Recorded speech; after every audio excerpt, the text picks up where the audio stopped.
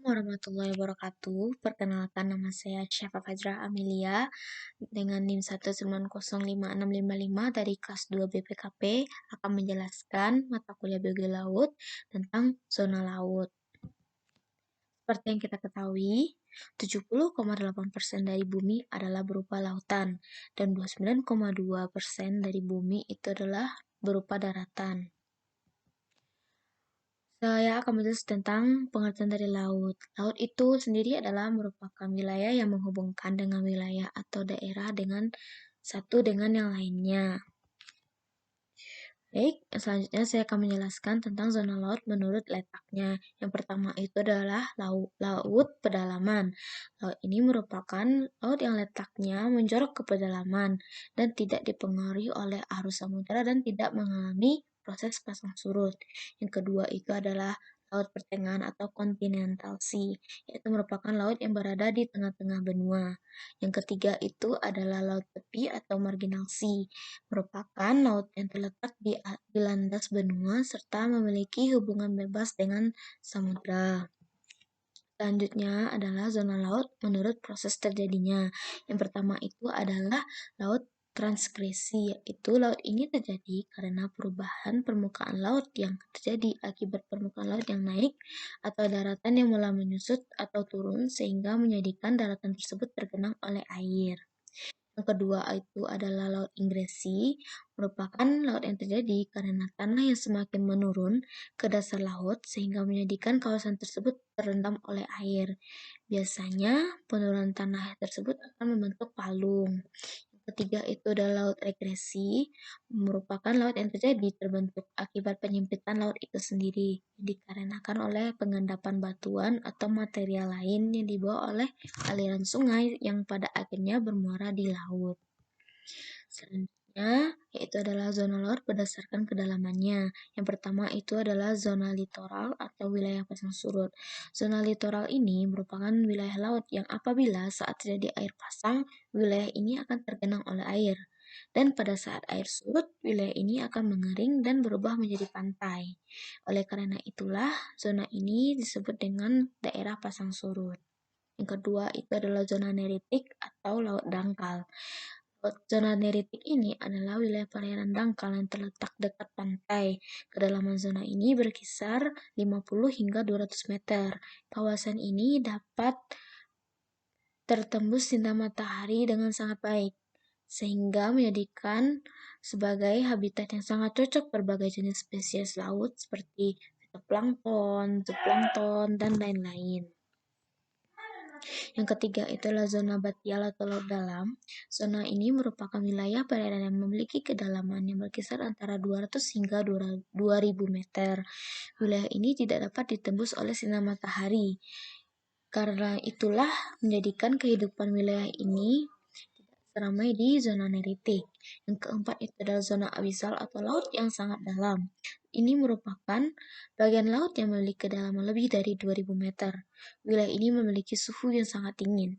Hal inilah yang menjadikan zona batial tidak memiliki beberapa tumbuhan laut. Selanjutnya itu zona laut berdasarkan cahaya matahari yang menjangkaunya. Yang pertama itulah zona epipelagik atau eufotek.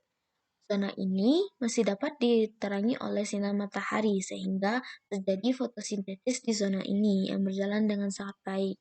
Suhu zona epipelagik inilah berkisar antara 40 ke 3 derajat Celcius. Yang kedua adalah zona mesopelagik atau dispotik, merupakan zona laut yang mendapat sedikit sinar matahari karena kelangkaan cahaya yang dapat, maka zona ini dikenal dengan twilight zone. Suhu dari zona mesopelagik antara 5-4 derajat Celcius atau sekitar 41-39 derajat Fahrenheit. Yang ketiga adalah zona batipelagik atau apotik. Zona ini adalah zona laut yang terdalam, di mana sama sekali tidak ada cahaya matahari yang didapat. Zona ini sering sekali disebut zona tengah malam. Suhu yang terdapat pada zona ini berkisar 0-6 derajat Celcius. Selanjutnya itu zona laut menurut ekosistem. itu adalah zona litoral atau perairan dalam. Secara umum, jumlah ekosistem kehidupan yang ada pada perairan laut dalam lebih rendah jika dibandingkan dengan tempat lainnya. Hewan-hewan yang hidup di zona ini memiliki mata yang sangat peka terhadap cahaya. Organisme yang hidup di zona ini hanya bertindak sebagai konsumen dan sebagai pengurainya saja, sedangkan produsen tidak ada sama sekali. Hal tersebut terjadi karena adanya cahaya matahari yang menembus kawasan tersebut. Yang kedua adalah zona neritik atau perairan dangkal. Luas wilayah zona ini adalah mencakup pesisir, di mana zona ini masih mendapat cahaya matahari yang sangat baik. Berbagai jenis ekosistem dapat hidup di zona tersebut. Mereka diantaranya adalah gangang laut, terumbu karang, dan juga rerumputan. Yang ketiga itulah zona oseanik. Zona ini merupakan wilayah laut di mana sinar matahari tidak dapat menembus ke dasar. Hal tersebut menyebabkan terjadinya perubahan suhu di dalam zona tersebut yang terjadi akibat air yang ada di permukaan tidak dapat bercampur dengan air yang di bawahnya. Spesies yang ditemukan di sini adalah hanya berbagai jenis ikan. Yang selanjutnya adalah zona laut. Zona laut terdiri dari tiga, yaitu adalah zona teritorial, yaitu merupakan garis KL yang memiliki jarak sekitar 12 mil dari garis dasar ke laut lepas. Suatu negara dapat berdaulat penuh hingga mencapai batas teritorial, akan tetapi negara tersebut juga berkewajiban terhadap penyediaan alur pelayaran yang baik di bawah maupun permukaan laut. Yang kedua itu adalah zona landas kontinen, yaitu baik secara geologi maupun morfologi, zona ini merupakan lanjutan dari suatu benua di mana kedalaman lautnya mencapai 150 meter. Kenapa Indonesia memiliki zona landas kontinen? Hal itu dikarenakan negara kita terletak di antara dua buah kontinen, yaitu Asia dan Australia. Yang ketiga adalah zona ekonomi eksklusif atau ZEE, merupakan jalur perairan laut yang memiliki lebar 200 mil dari garis dasar ke laut terbuka.